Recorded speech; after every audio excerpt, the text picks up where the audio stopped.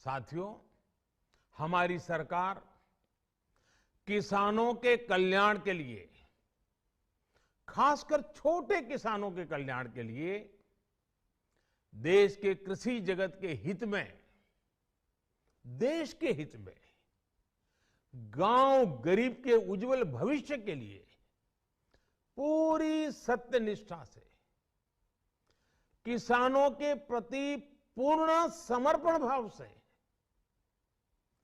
नेक नियत से ये कानून लेकर आई थी। लेकिन इतनी पवित्र बात, पूर्ण रूप से शुद्ध किसानों के हित की बात, हम अपने प्रयासों के बावजूद कुछ किसानों को समझा नहीं पाए। भले ही किसानों का एक वर्ग ही विरोध कर रहा था, लेकिन फिर भी ये हमारे लिए महत्वपूर्ण था। कृषि अर्थशास्त्रियों ने, वैज्ञानिकों ने, प्रगतिशील किसानों ने भी उन्हें कृषि कानूनों के महत्व को समझाने का भरपूर प्रयास भी किया। हम पूरी विनम्रता से, खुले मन से उन्हें समझाते रहे। अनेक माध्यमों से व्यक्तिगत और सामूहिक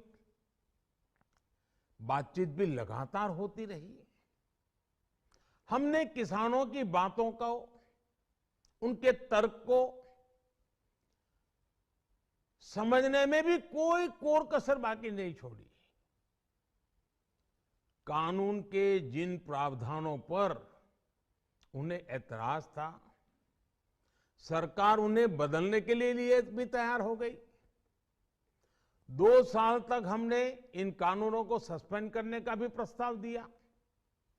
इसी दौरान ये विषय माननीय सर्वोच्च न्यायालय के पास भी चला गया। ये सारी बातें देश के सामने है, इसलिए मैं इनके अधिक विस्तार में नहीं जाऊंगा। साथियों, मैं आज देशवासियों से क्षमा मांगते हुए सच्चे मन से और पवित्र हृदय से कहना चाहता हूं कि शायद हमारी तपस्या में ही कोई कमी रही होगी, जिसके कारण दिए के प्रकाश जैसा सत्य कुछ किसान भाइयों को हम समझा नहीं पाए। आज गुरु नानक देव जी का पवित्र प्रकाश पर्व है। ये समय किसी को भी दोष देने का नहीं है। आज मैं आपको, पूरे देश को ये बताने आया हूं कि हमने 3 कृषि कानूनों को वापस लेने का, रिपील करने का निर्णय लिया है।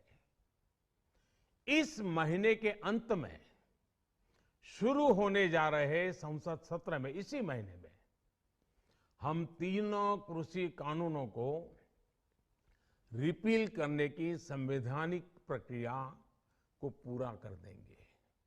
साथियों, मैं आज अपने सभी आंदोलनरत किसान साथियों से आग्रह कर रहा हूं, आज गुरु पर्व का पवित्र दिन है।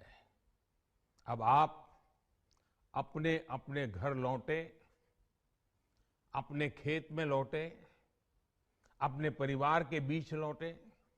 आइए एक नई शुरुआत करते हैं, नए सिरे से आगे बढ़ते हैं।